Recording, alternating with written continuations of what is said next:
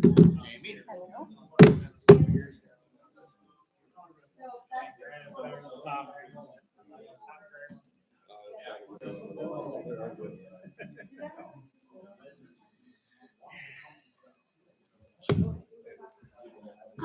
A little bit better. Yeah. They're waiting for magnesium. That's my understanding. Now, what else is nice is that, like, you know, that I like when Geneseo's on the weather radar.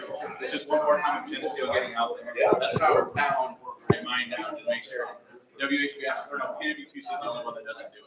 But WHBF and WQAD have Geneseo on the weather. Yeah.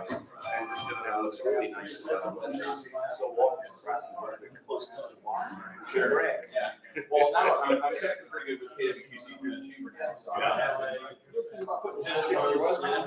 Just one more time for Geneseo. Why not? Yeah, sure. I got no, I can't drink caffeine anymore.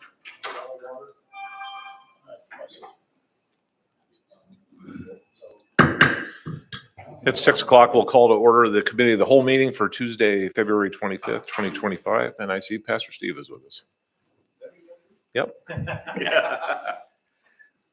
I just wanted to share real briefly on my way over here today. Well, first of all, thanks for all of your prayer and concern for Cindy. On January 9th, her scan came back cancer clear. When she was diagnosed, her cancer antigen rate was 1,400. And I said, normal is 70. Her last one was 17. Wow. So tremendous. She is just surging back. So I just appreciate all the prayers. But I was driving over here and got a big friendly wave from a young man in our church. Huge smile on his face. A couple of months ago, he lost his home in a fire. First house, been saving up for years. And I'm sure there's insurance and all of that. But you know what struck me was that resilience is so important. There's heartaches in life. What my wife went through, Martin, what you've gone through. You just don't know what's around the corner. But I was thinking about the fact that what we're looking to do is not just build structures. I think there's some neat stuff on the agenda tonight. But the goal is really to build a community, to build a culture here in Geneseo. And resilience is such an important part of that. That's what I wanted to pray for. Lord Jesus, I thank you for this community that I've come to love. And I realize, Lord, that we never do truly know what's around the corner. And sometimes what's around the corner is really hard.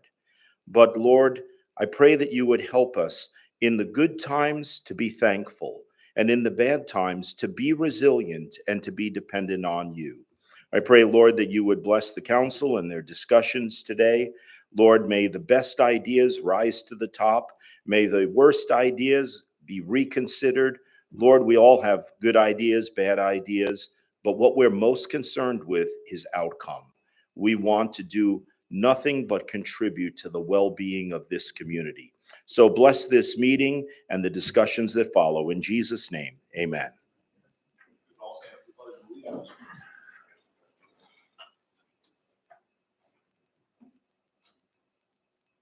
Allegiance to the flag of the United States of America and to the republic for which it stands, one nation, under God, indivisible, with liberty and justice for all.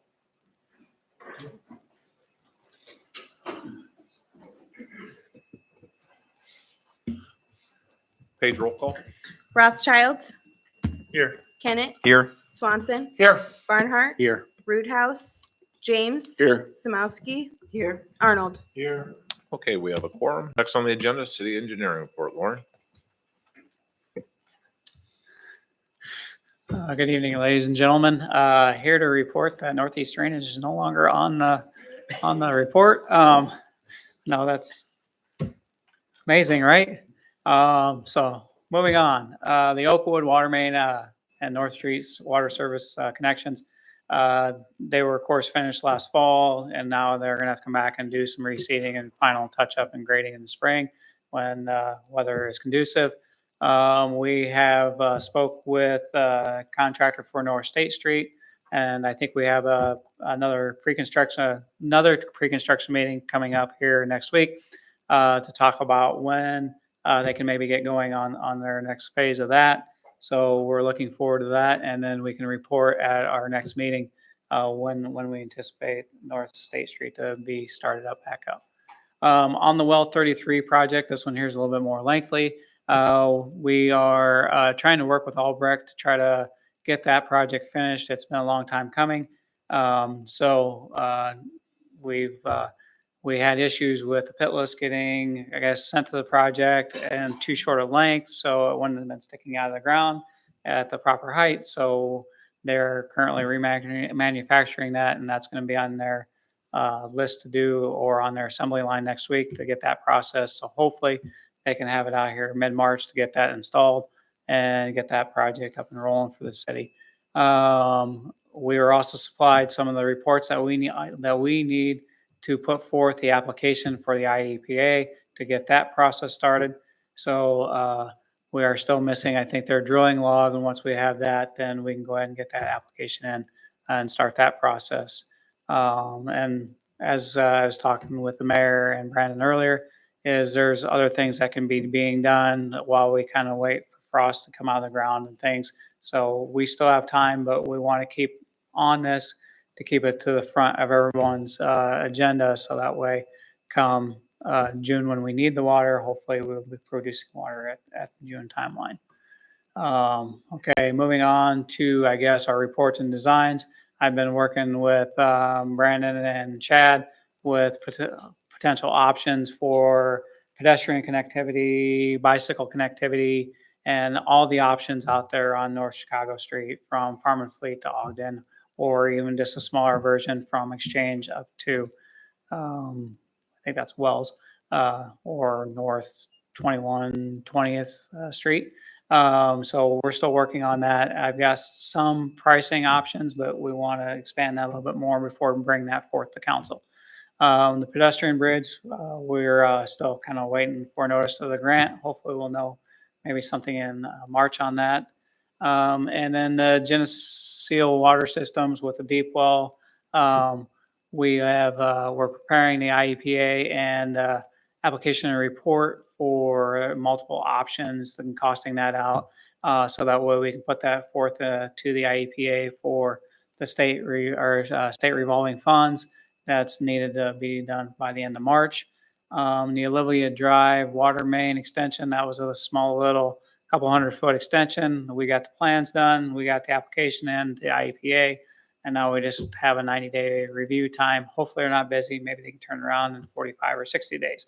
But their max time is 90 days on that. So again, and that would be a good one. I think probably city forces are looking at doing that work. So that also gives us time to get the materials ordered, frost come out of the ground, and then we can make all those connections. So do I have any questions or comments from council? Are they still behind on getting supplies in? Is that still a delay or is it not? It's gotten a lot better, but there are certain key items, specialty items that are still delayed. So they go back to normal, like It's not quite 100% back to normal, but I mean, as far as normal materials like pipe and fittings for water mains, that's all. And that Pretty Well much. 33, when did we expect that to be done? When we were originally expecting it to be Yeah. done, we were really hoping, in best case scenario, to have water going as end of December of last year. Okay. And But- so that thing, that's all where it was correct. Yeah. So that kind of, when that came to the site incorrect, then there was discussion about what length it needed to be. We had it in our bid documents that it needed to be a certain length, and it came out like 2.5 feet shorter than what it should have. So there was lots of discussion back and forth, What and was their issue then? yes. So they're standing behind it and they're getting it fixed. And So, when you send something like that back, does it become a priority back to where it's made? yes. Yep. So they're squeezing it into their manufacturing line so that way they can stand behind it. So So they're manufacturing all United States. I mean, they're not getting stuff in from China where there's, No. added costs and so forth. So No. we don't have to worry about Actually, prices going up. no, because of there's no added cost to the city for this remanufacture because it was on their error. So there's no added cost to the city. So So is there any cost to just the delay of it or any of that stuff? Or I mean, just besides we don't have a well yet, but we're supposed to. just we don't have a well yet. So. Anyone else? Okay. Thank you, Lauren. Welcome. Okay, moving on. Item number 5 would be public comments related to agenda items. City ordinance allows members of the public to speak and give input up to 3 minutes. During public comment, there can be no debate or action by the city council at this time. Chief says nobody's in the lobby. That leaves Ann and Steve. No? Okay. We'll move on to mayor's comments, and I have none at this time tonight. City council comments, any members? Yeah, excuse me. I don't know if anybody saw, but this last week, Geneseo Current on their Facebook page did an article, a shout out to Officer Amber Berthad for helping a member of our community who was struggling with some problems. Officer Berthad went above and beyond her call of duty to help this person out, was there for them emotionally, gave them rides when they, excuse me, when they needed it. To me, I feel that's shows excellent leadership, and that's a tribute to you, Chief, for having such an outstanding force underneath you. And to me, makes me feel really good to know that we have such excellent workers like that in the city of Geneseo. And I know she's just one of many. And there's several people, I'm sure, across the city that would do the same thing. But I sent her an email. I was very proud of her. And that just what makes this community so great is people like her. So thanks, Chief. Yep. Where'd you read about that? Geneseo Current. Okay. Anybody else on council? Okay, city administrator comments. Brandon? Couple of reminders. This is the time of year we start getting the word out that cemetery cleanup is coming up. That's March 15th through the 31st. Anything that's not attached to a headstone will be picked up and removed by the cemetery staff. So make sure to remove keepsake items or valuables that are in the cemeteries. And we'll publish that in utility bills on our social media website and everywhere we can speak about it from now until March 15th. And then spring curbside cleanup this year is May 5th through the 8th. So that'll. We're doing 2 times again this year? Yeah. Somebody asked about that. Mhm. When's that contract up this year? This year? Or public contract, yeah. Anything else? That's it. Okay, moving on. Item number 9 under administration, 9.1 would be R-25-03, the net metering annual avoided cost credit. Would you like to give the summary, sir? Sure. So this is our annual review for the avoided cost credit. So the avoided cost credit goes to customers that have solar arrays on their home or business. And this credit is for the energy that they push back per kilowatt onto our system. We've done this the same way for since 22, last couple of years. We take the solar weighted LMP, which is the locational marginal price, the value of capacity savings, the value of transmission savings, and times it by the distribution loss savings. This year, it has gone down a little bit to 0.0379 cents per kilowatt hour. The biggest reason for this is that we saw in 24, the price per kilowatt went down. For 23's prices, it was $32 a megawatt. For 24, it was $23 a megawatt. That's the biggest change in it. That's why that cost is going down this year. Transmission and capacity was pretty much the same, but like we saw, even with our power cost adjustment that we were giving credits back, this is kind of reflecting on that. Are we seeing more people getting solar? I think we have 12 customers. And that's, how many did we have last year? I think we had one new one. Well, okay. Don't quote me. Progress.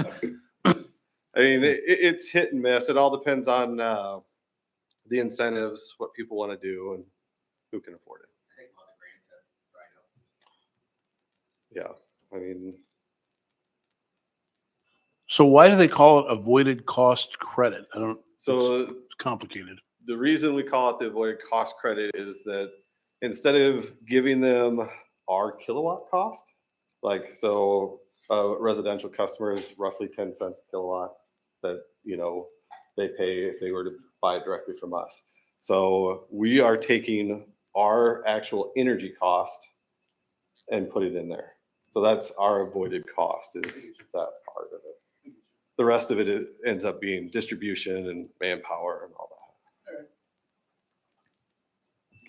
that. Motion to recommend R 2503 to the city council meeting for approval and to place on the consent agenda. Motion by Arnold, I'll second. second by Barnhart. Roll call. Rothschild, Yes. Kennett, Yes. Swanson, Yes. Barnhart, Yes. James, Yes. Samowski, Yes. Arnold. Yes. Okay, motion carries. 9.2 under administration, the reappointment of Eric Henderson to the Police Pension Board. So this is just a recommendation to reappoint Eric Henderson to the Police Pension Board.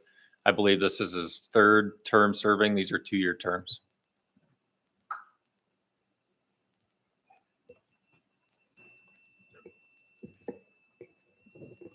Motion to recommend R 2504 to the city council meeting for approval and to place on the consent agenda. Motion by Arnold, Second. second by Kennett. Roll call. Arnold, Yes. Samowski, Yes. James. Yes. Barnhart, Yes. Swanson, Yes. Kennett, Yes. Rothschild. Yes. Okay, motion carries. 9.3 under administration would be O-25-04, the adoption of the 2025 zoning map.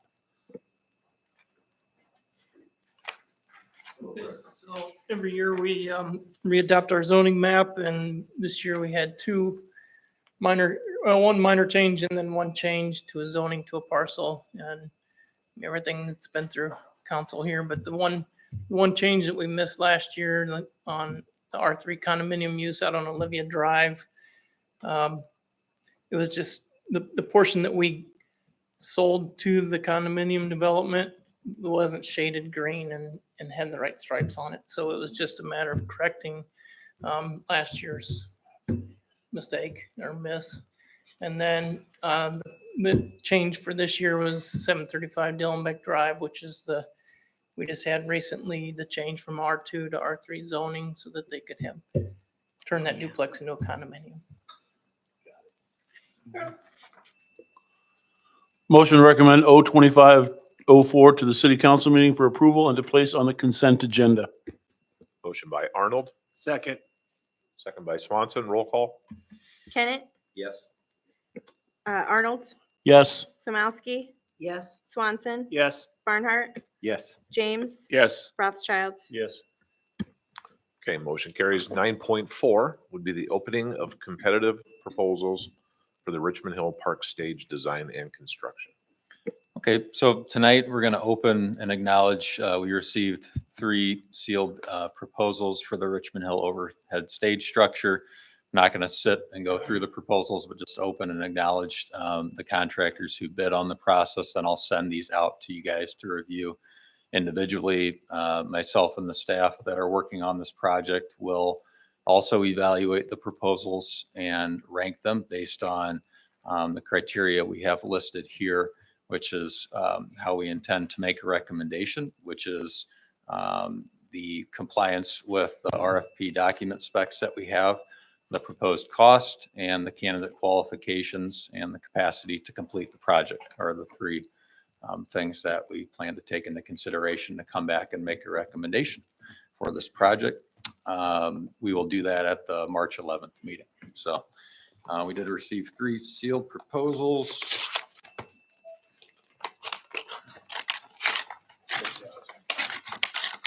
We'll make it quick. The first one is from Construction Group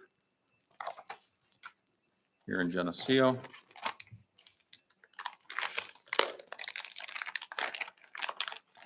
Got scissors.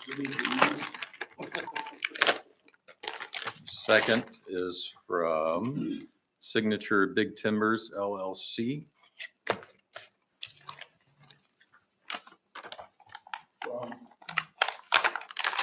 I believe Fort Byron.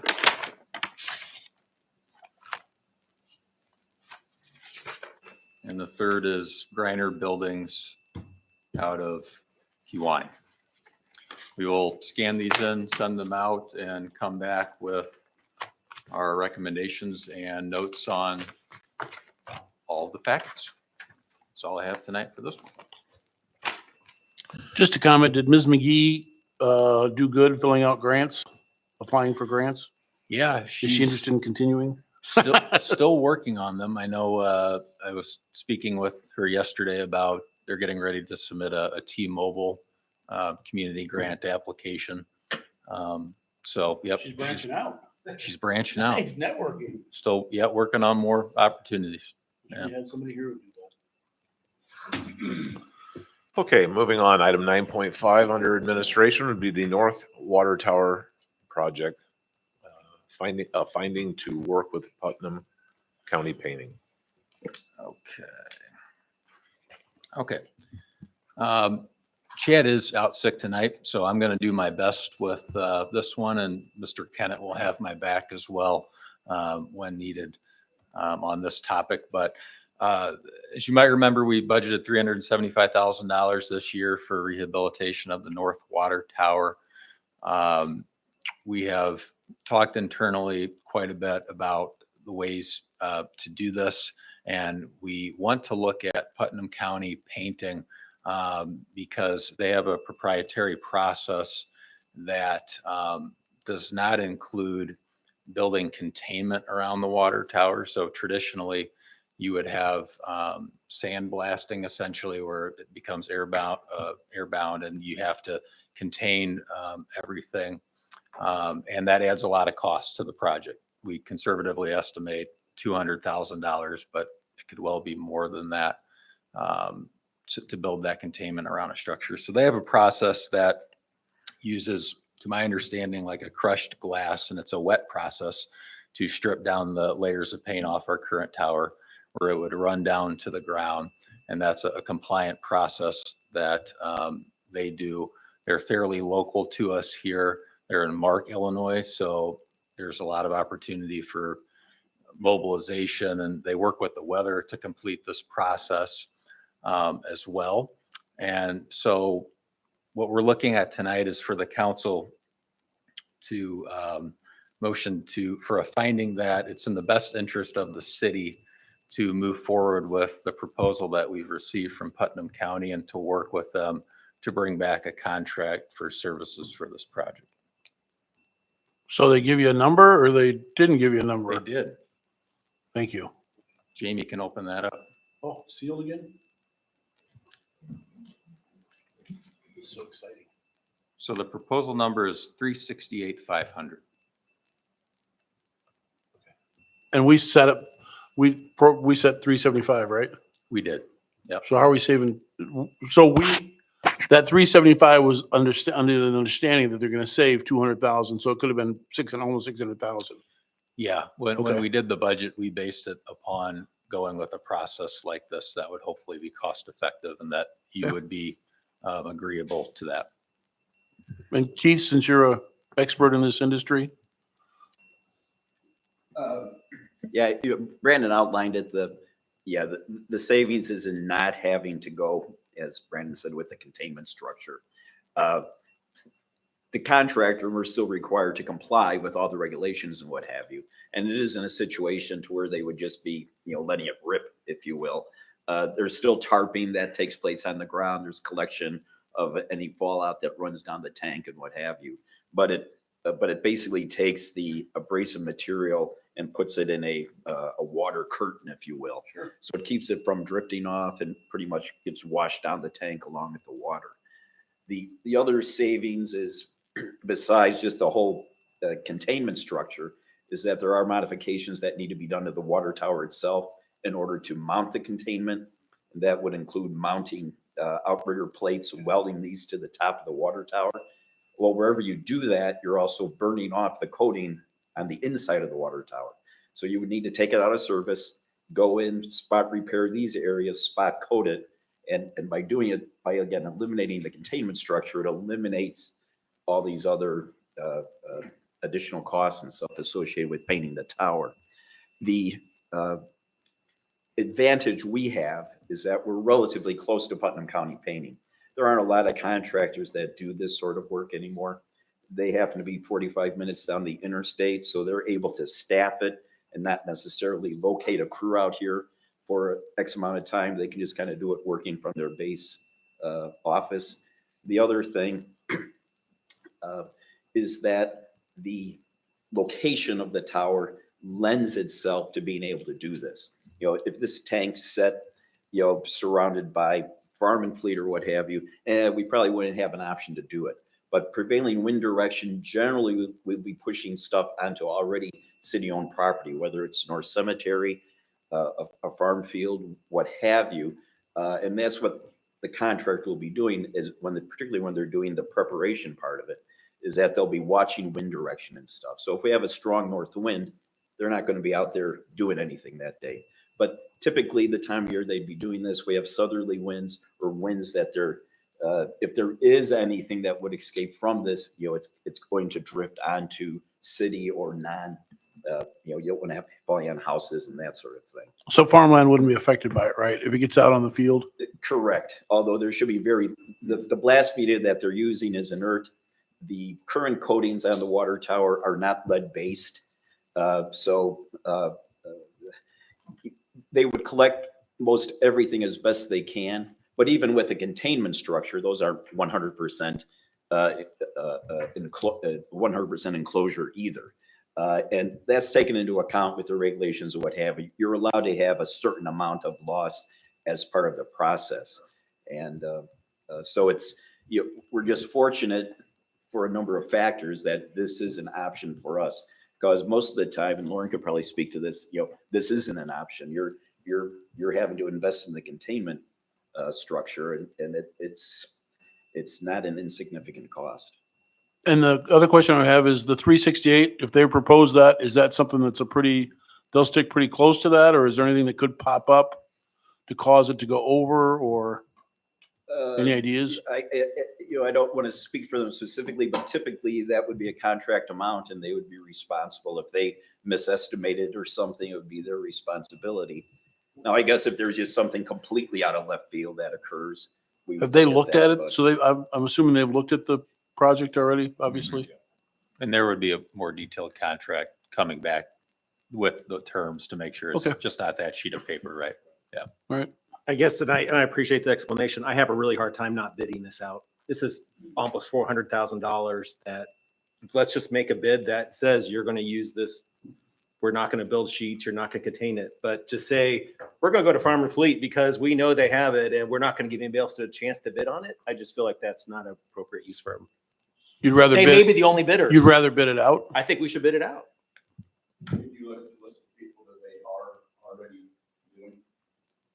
I'm just saying, and it may be that they're the only ones that respond and we can make the bid that says you have to use this process. But the idea of saying that we're just giving someone a $400,000 grant or a project without even giving anybody else a chance to bid on, I totally recommend and agree with Alderman Kennett. But Keith, do you I just think feel that, this is a lot of money not to bid? do you think bidding it out, someone would come close to this? You're the expert in the industry. It's hard to say, but what we're doing actually is not too uncommon. You know, Peru has just done this recently. A lot of municipalities have done this with, quite honestly, a lot larger numbers than we're looking at here, because again, it eliminates that containment cost. The problem with it though is that there aren't 20 contractors looking to bid this sort of work that I'm aware of in the state of Illinois. There's probably a couple. I think it's just important to note, not to cut you off, Ken, but that was an important factor in why this road was chosen. So, I mean, it wasn't that there's any intent on doing away with the bid process. But you have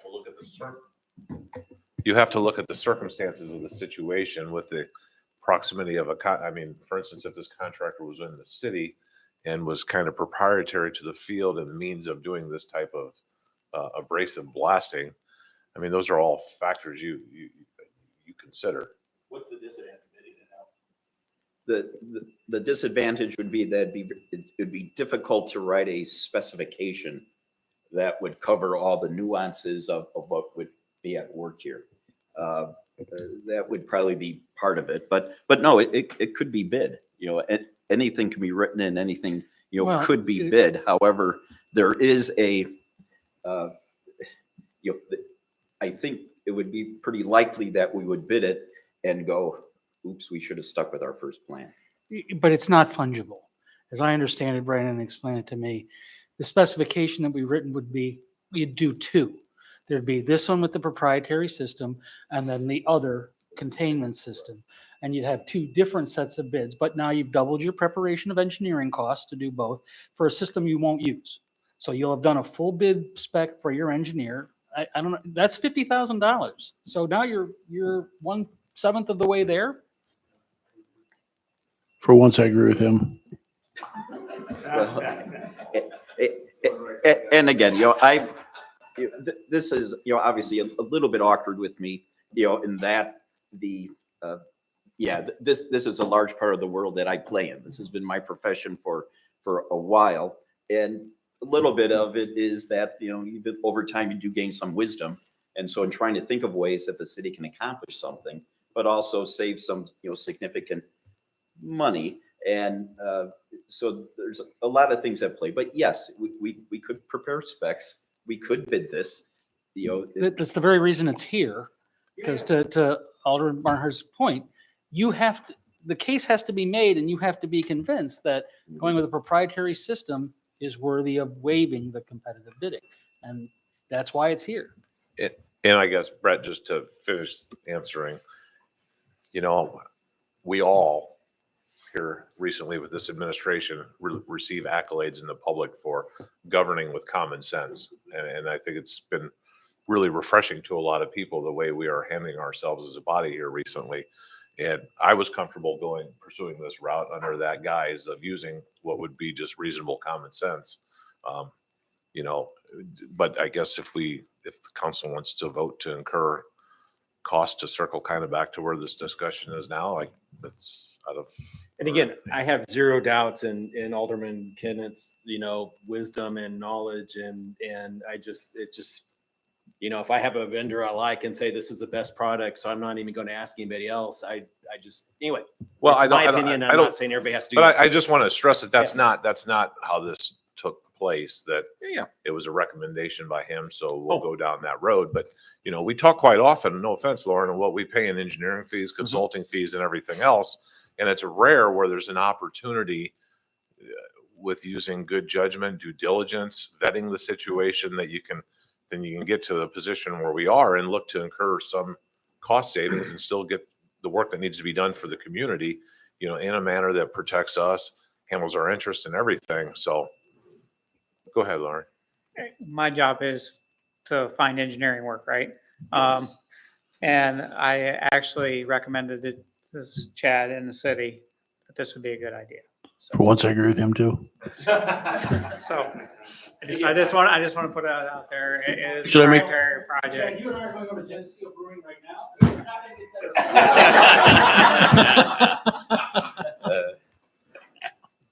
Brett, do you want me to make the motion or?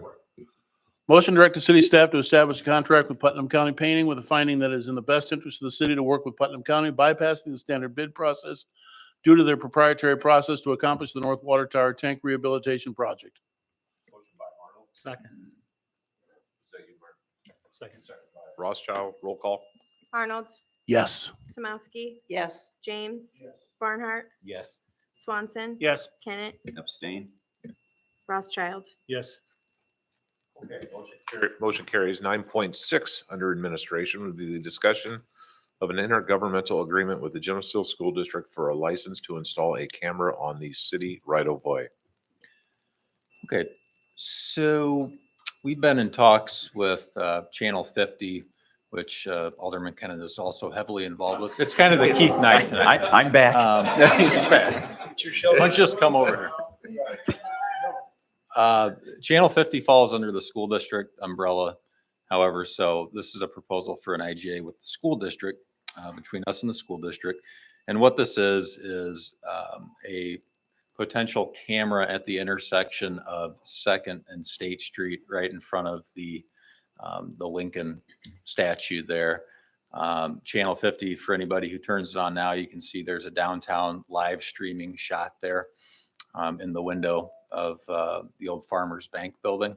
This would be a higher end camera that's a PTZ camera, so it can articulate and have different positions. So we talked about having it positioned on the new the Christmas tree during the holiday season, and then it's primary shot would be shooting down State Street to the north, though.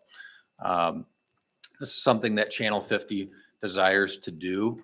It would be going in the city right of way, which is why we're talking about an IGA.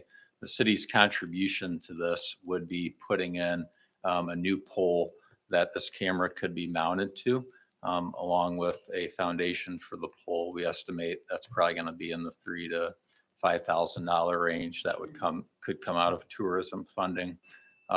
This is desirable to the city, Channel 50, and the school district. Because we've had entities such as KWQC, NBC out of the Quad Cities, and others. They're using a lot of these cameras for cutting to live shots of downtown areas. KWQC does it during weather and almost every weather segment now. They want to put Geneseo in that mix of the hometowns that they show. So it's good exposure for us. The school district's taking on the cost of the camera, the maintenance of the camera. The school district would have another agreement with themselves and the historical museum, because the wiring would feed across the historical property into their building, and the router and the systems to get the feed out would be housed in there. I think I covered it. This is a first look at the IGA. We think this is a good idea. The school district still would have to review this and pass it themselves, though, too. I guess why would the school district pay for it? It's, If it's a tourism issue, why would the school district pay for it? so it's a Channel 50 initiative, which falls under the school district umbrella. I'll let you elaborate beyond that. Community benefit, I guess, reason a lot of what Channel 50 does really doesn't necessarily serve as a profit center or anything for the school district, but a recognition that for us, it would enable there to be a better product. The location where we're at now isn't the best.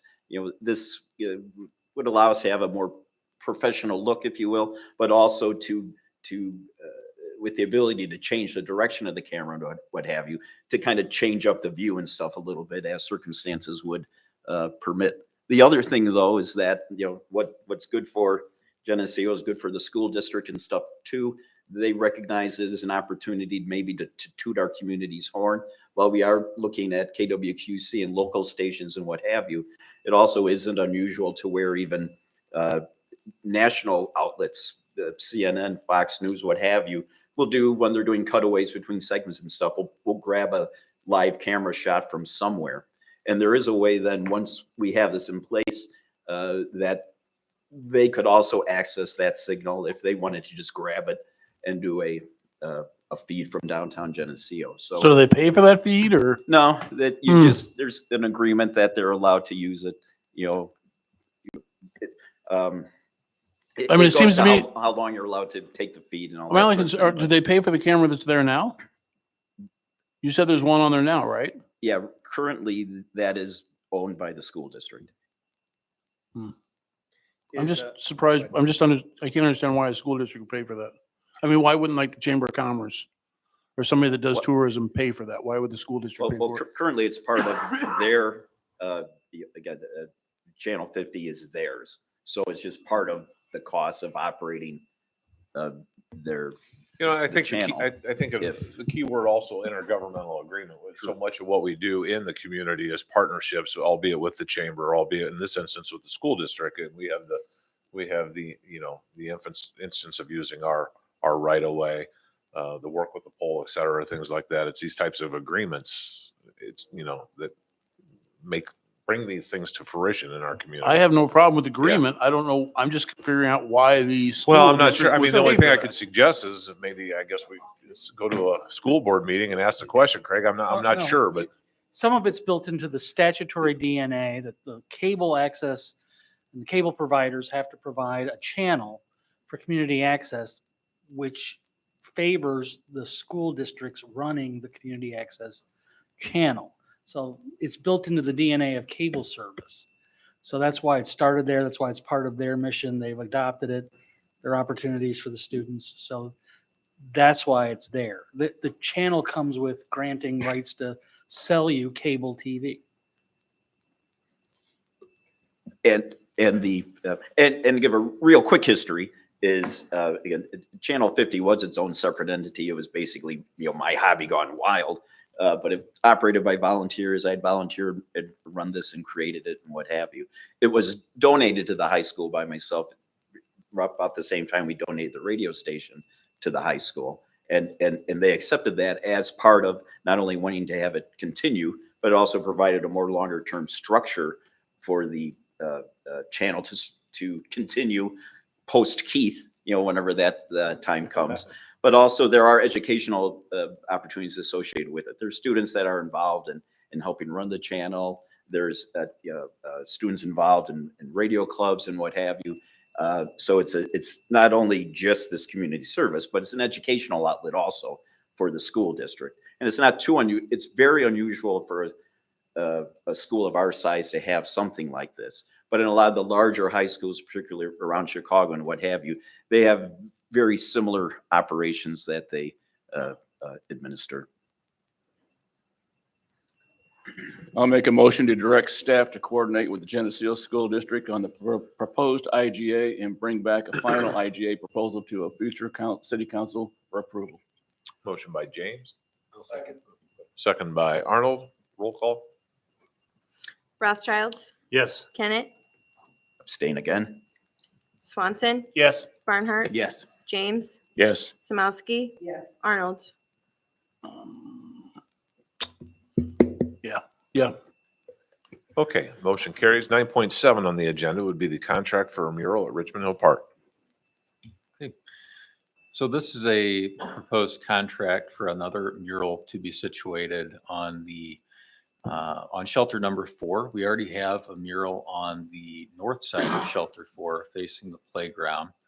This is a proposal for the chamber to put one on the south side of shelter number 4. And I'm going to let Zach talk a little bit about it. He joins us tonight from the chamber. This is, just to remind everyone, this is a chamber funded project. It's all funded through private donations. This agreement with the chamber would allow the city and the chamber to take joint ownership of the artwork after it's complete. We do that because we are accepting this, as we talked about in the last meeting, as an act of city speech when we take this on. But beyond that, the chamber incurs all costs for upkeep. If there's any damage, they have to provide insurance when we do this. And Zach? Yeah, so here we go again. The Geneseo Mural Project, trucks on. Now what we're looking at is commissioning a mural that will recognize the donors of the mural project. I just passed around a fast fact sheet for your reference, just that kind of outlines what we've done at the Geneseo Chamber with the Geneseo Mural Project so far. The entire process started with planning in May of 2021, with the first mural going up in September 2022. It took us a little while to figure out how to do this, but once we figured it out, we then had 5 murals put up in less than 2 years in Geneseo. So we're really proud of that. The murals are regularly featured in promotional media showcasing Geneseo, such as the statewide Illinois Farm Bureau Partners magazine that just came out featuring Geneseo, and it has a Geneseo mural picture on there showcasing Geneseo to a statewide audience. So you gotta love it.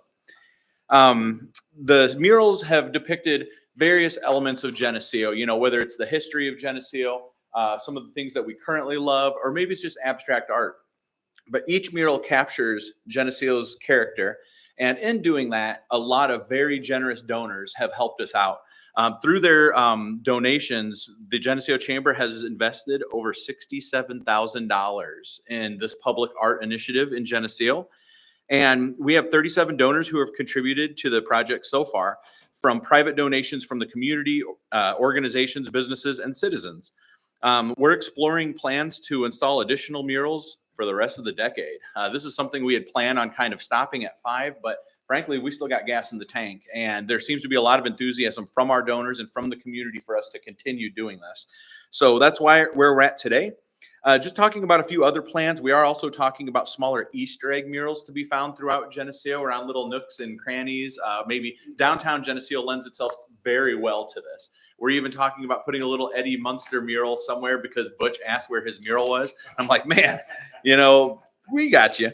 But they are a local tourism draw. They further solidify Geneseo's reputation as a regional art destination. And this mural project's been amazing for Geneseo. It's been a real treat to be a part of this from my perspective at the Geneseo Chamber.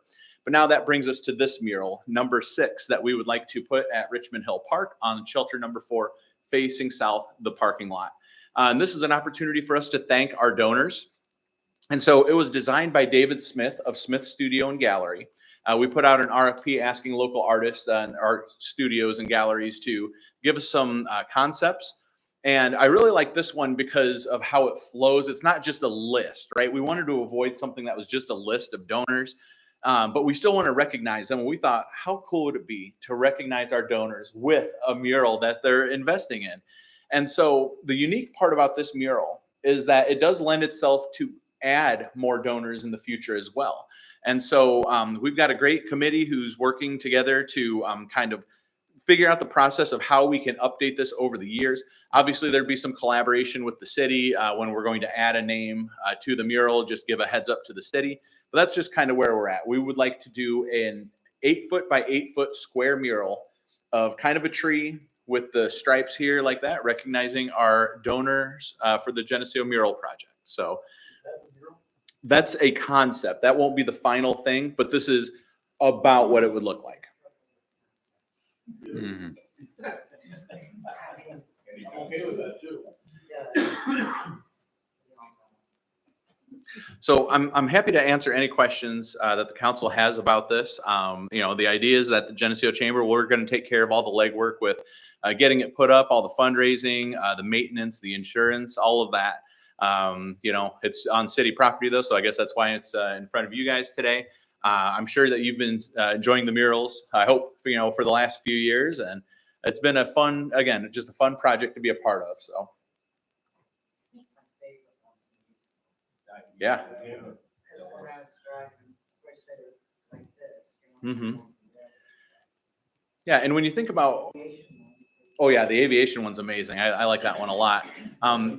When you look at what's going on at Richmond Hill too, right? I mean, you're about to put a stage in there. And I mean, that's, one form of art that's going to be on display at Richmond Hill, in addition to the long-standing Richmond Hill Bar and Theater that lends itself very well to the art of acting. And now we have these murals. This would be the second mural that goes up there, just kind of helping to enhance Richmond Hill overall.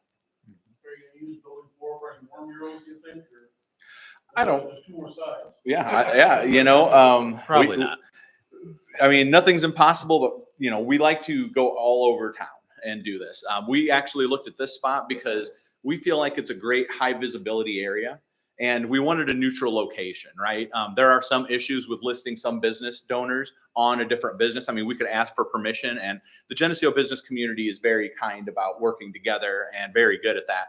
But we felt like just a neutral location, a city-owned property, that's kind of where some of the discussion came from. We already had one at Richmond Hill, so we're like, there's another side. And then in the future, yeah, there's 2 more sides of that building too, so.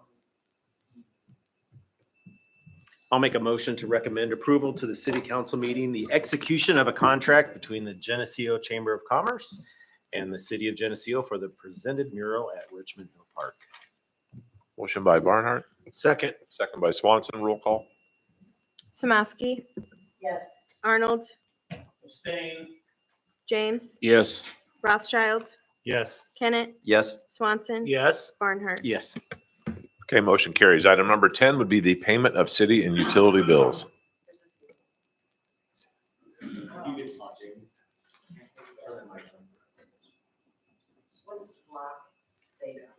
It is one of the cameras that it's gonna go out. It's gonna go out on Route 6, and it does the license plate, so that way it captures license plates back and forth. Gene, this is 2 cameras, isn't it? Yeah. Flat cameras? Yeah. What's the intention to get somebody? It's a what? Casey, there License you go. plate. Sell your camera. So like they scan? Make sure they're legal? There's a whole system in place now. No. I'll let the chief. Yeah, it's the 2 that we got on the interstate I talked about at the last capital asset update. This is the 2 that will be coming in hopefully in the spring when they get us on their schedule. One will be on Route 6 East, one West. So these are, Tells us if the car's in town or left town. yeah, you can, it's an investigative tool that has proven its value with us very recently, and And we look forward to adding more of those down the road too, because yeah. Yep. Down by the interstate. So there's two there, southbound and northbound traffic. Oh. So, yeah, that's what that is. Big brother, yes.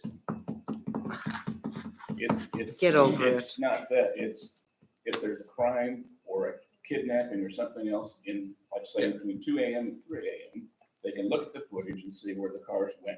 Yeah, we're not, it's not. When do they look at the footage? I mean, they're looking at it as they're leaving They or? only look at it, so when there's a problem. Yes, in that case, that would be an investigation that we use that tool. But also, if there is a car that is stolen and is entered into our lead system, if there's a car that's got somebody attached to it for a murder warrant, and that car comes by, it reads that plate, it's gonna say, hey, guys, there's a guy wanted for a murder down here, just came through your block system. And how often have we needed that before?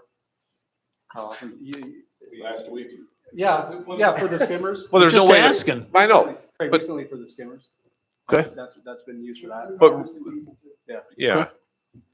It's really a very proactive Yeah. means of keeping a community safe too, because when you have offenders tied to serious crimes elsewhere, it's a way to identify when they've entered into your community. Yeah. And then launch an assisting investigation or further that investigation from there. And by having the system, we're also allowed with agreements of other departments to be able to utilize theirs too. So in one instance, we were able to track somebody from here all the way to Missouri when they're in custody. So it comes in handy. It's a great tool. Wow. Where does like the camera information come in here to our? Yes, right into, it runs off our lead system that we have the dispatch terminal for. So also you can sign up for it. So I have it on my phone. So right now, if somebody would come into town that would, meet those qualifiers that we have set up, it would ding my phone, hey, this stolen car just came in off 82 heading south or north into town. Which another city can inform you Yes. of that, and then, and it automatically flags that car. Yeah, and if somebody takes off from Walmart, they just stole a bunch of items, all they got is a car description, we can get in that system and put it in black, Chevy, Cobalt, and we'll hopefully be able to find it if it went that route. So it's a really good tool for target hardening, keeping the criminal element out of your towns, target hardening. Yeah, so you have these things in your community that are gonna have a better chance of letting the law enforcement to apprehend you. They're gonna go somewhere else. Okay. They'll get off one ramp, take a look around and get back on and go down the road. Where's the cameras? I never saw them. They're Oh, they're, right by Casey's and Beck's, down there right now. Huh. That pole, it's up and down. Yeah. Yeah. I'll send you a picture. okay. All right, I'm sure I've asked this one before, but I know we have all kinds of renewals for software, but which one's Planet Technologies? I bet it's Casey again. Probably Garrett. Is that Garrett? Garrett? He's not here. He's in his office. So what's Planet? Okay, so last time we had the one for the accounting software, which I've forgotten how much that was. What's Planet Technologies renewal 2025? What? Did I ask the wrong question? There is no wrong questions. 9,000, 9,700. I mean, I know what. It's Planet Technologies, the leading provider of Microsoft professional services to the public sector. Oh. So it's our Let's Google it. On Google. Art the Google machine. Anyway, He's coming, it's Microsoft. Microsoft. Gotta love it. $9,700 for a year? Well, it's multiple people. It's probably multiple. $20 a person. Yeah, it's just, Yeah, what is it? Office 365. That's all of our subscriptions for. And how many subscriptions do you have? 83. wow. Very good.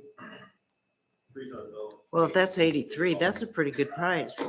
Yeah, it's just the government price. So we have multiple different types of licenses. We have EO01s, which are just Office, Outlook Online, and then we have a bunch of G3s, which is the full suite, where Excel, PowerPoint. Some people have access. You might want to stick around, she got other questions. Okay. Just trying to help them out. How'd he get here so fast? He's in his office. I ran. He's in his office. Yeah, okay. Yeah, this is for Garrett too. 3 more computers. Are we replacing all of them?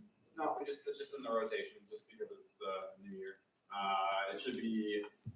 Three more. Either Eric's. you're one. A ThinkPad, all-in-one computer. Who? PD. Okay. Yeah, it's constant. Anyway. Wish Garrett wants me to replace mine. It's still running. I shouldn't jinx it. I got a real old one. Yeah. Next month. Okay, one more. What is Saber Saber? Who is that? That is a capital project where we took our pull trailer and extended that Yeah. out to. Oh, so that we yeah, I could do, remember. I 80 remember. foot, so I we could just got tell. that back yesterday. Okay. So now we won't. Motion to pay the bills is presented. Motion by Arnold, Second. second by Samosky. Roll call. Rothschild, Yes. Kennett, Yes. Swanson, Yes. Barnhart, Yes. James, Yes. Samowski, Yes. Arnold. Yes. Okay, motion carries. Item number 11 would be public comment related to all other items. City ordinance allows members of the public to speak and give input up to 3 minutes. During public comment, there can be no debate or action by the city council at this time. Pastor Steve or Ann? Okay. Nope. There's no- Plenty over the years. Okay, next item number 12 would be a move into executive session for 5 ILCS 120/2C1 and C11. Motion to move into executive session for 5-1, 5I, or whatever, 5ILS CS 120-2C1 and 5ILCS 120-2C11. Motion by Arnold, Second. second by Swanson. Roll call. Arnold, Yes. Samowski, Yes. James. Yes. Barnhart. Yes. Swanson. Yes. Kennett. Yes. Rothschild. Yes. Okay. No action afterwards, right? So there's a reason for it. We're not gonna come back and open this. You. Yeah. Look at why you stay around for no purpose. You get back from Colorado. Yeah.